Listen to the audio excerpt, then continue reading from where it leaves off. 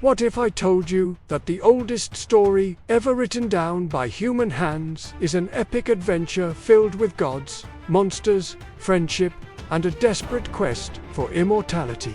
A story so powerful, its themes echo in tales told thousands of years later, including the Bible. This isn't just a myth passed down by word of mouth. This is the Epic of Gilgamesh, a story preserved for over 4,000 years on baked clay tablets. Our story begins in the ancient Mesopotamian city of Uruk, ruled by a king named Gilgamesh. But he wasn't your typical noble ruler. Gilgamesh was 2/3 god and 1/3 man, blessed with incredible strength and beauty, but cursed with arrogance. He was a tyrant, oppressing his people and taking whatever he wanted. The citizens of Uruk cried out to the gods for help, and the gods listened. They created a wild man, a being as powerful as Gilgamesh himself, named Enkidu. Enkidu lived in the wilderness with the animals. He was pure, untamed nature. The plan was for him to challenge Gilgamesh and humble him. But when they finally met in Uruk, their epic wrestling match ended not in death, but in a draw. In that moment of equal strength, they saw a reflection of themselves in each other. Their rivalry transformed into the deepest of friendships. They became inseparable brothers. Together, they embarked on a great adventure. They decided to travel to the great Cedar Forest to slay its monstrous guardian, Humbaba. This wasn't just a quest for glory. It was a way to make their names immortal. They faced terrifying odds, but together, their courage and strength were unmatched. They defeated Humbaba, chopped down the sacred cedars, and returned to Uruk as heroes. Their fame reached even the gods. The goddess Ishtar, impressed by Gilgamesh's might, proposed marriage.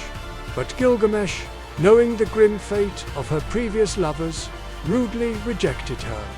Enraged, Ishtar unleashed the Bull of Heaven to punish Uruk.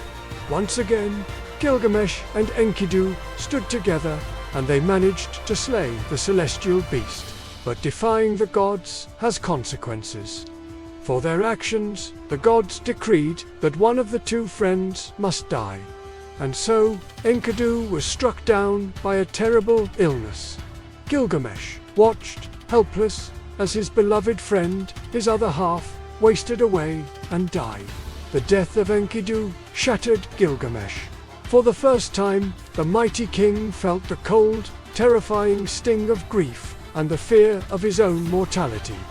He who had seemed invincible was now haunted by the thought that he, too, would one day turn to dust. This fear set him on a new, desperate quest, the search for eternal life. His journey took him to the very ends of the earth. He crossed deadly waters and passed through a mountain guarded by scorpion men, all to find Utnapishtim, the only man to have ever survived the great flood and been granted immortality by the gods. You heard that right, a great flood story, thousands of years before the story of Noah's Ark. When Gilgamesh finally reached Utnapishtim, the old man told him the story of the flood and revealed a hard truth. Immortality is not for mortals. As a test, Utnapishtim challenged Gilgamesh to stay awake for 6 days and 7 nights. But, exhausted from his journey, Gilgamesh immediately fell into a deep sleep. He had failed. Defeated, Gilgamesh prepared to return home. But, as a final gift, Utnapishtim's wife told him of a magical plant at the bottom of the sea that could restore youth. Gilgamesh tied stones to his feet, sank to the ocean floor, and found the plant. He was overjoyed. He wouldn't be immortal, but he could be young again. He decided to take it back to Uruk and share it with the old men of his city first.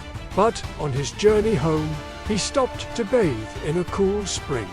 While he was bathing, a snake slithered out, smelled the plant, ate it, and immediately shed its skin, reborn. In an instant, Gilgamesh's last hope for cheating death was gone. He sat down and wept. He returned to Uruk, empty-handed, with no magic plant and no secret to eternal life. But, as he looked upon the great walls of the city he had built, a profound realization washed over him. He might not live forever, but his legacy would. The walls, the city, the stories, these were his immortality. He had started his journey as a tyrant, but he returned as a wise king, understanding that true immortality isn't about living forever, but about what we leave behind. The Epic of Gilgamesh is more than just an ancient adventure. It's a deeply human story about the pain of loss, the fear of death, and the search for meaning. It shows us that our connections with others, our deeds, and the stories we share are what truly make us immortal. It's a timeless reminder that the questions we ask today are the same ones our ancestors asked thousands of years ago. Thank you so much for joining me on this journey back in time. If you enjoyed this story, make sure to like, subscribe, and hit that bell icon for more explorations into our incredible shared history. See you next time.